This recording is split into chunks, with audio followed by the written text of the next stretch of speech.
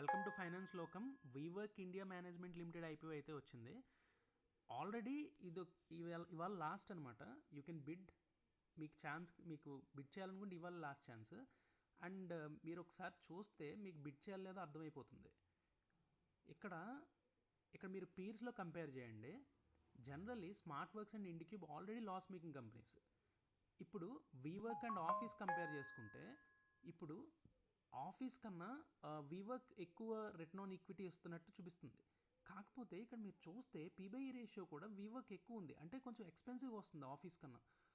So ఇక్కడ మీరు maybe మీరేమనుకుంటారంటే రిటర్న్ ఆన్ ఈక్విటీ ఎక్కువ ఉంది, so they are making profits అనుకుంటారు. Yes, they are making profits, వాళ్ళు ప్రాఫిట్స్ తీస్తున్నారు.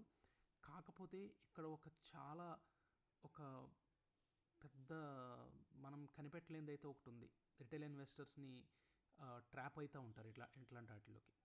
ఏంటంటే వాళ్ళు ఆల్రెడీ ట్యాక్స్ డిఫర్డ్ అసెట్స్, అంటే వాళ్ళు ఆల్రెడీ గతంలో చేసిన లాసెస్కి వాళ్ళు ట్యాక్స్ కట్టకుండా they are putting it as an carry forward కింద చేసుకుంటూ వెళ్తున్నారు. అంటే సో వాళ్ళకు ఇప్పుడు వచ్చే ప్రాఫిట్స్ యాక్చువల్ ప్రాఫిట్స్ కాదు, వాళ్ళకి ఆ రాయితీ నుంచి వస్తున్న ప్రాఫిట్స్ అనమాట.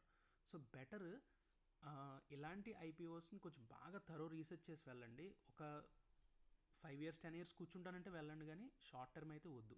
మీరు ఇందులోంచి అయితే ప్రాఫిట్స్ ఏం తీయలేరు. Yeah, thank you very much.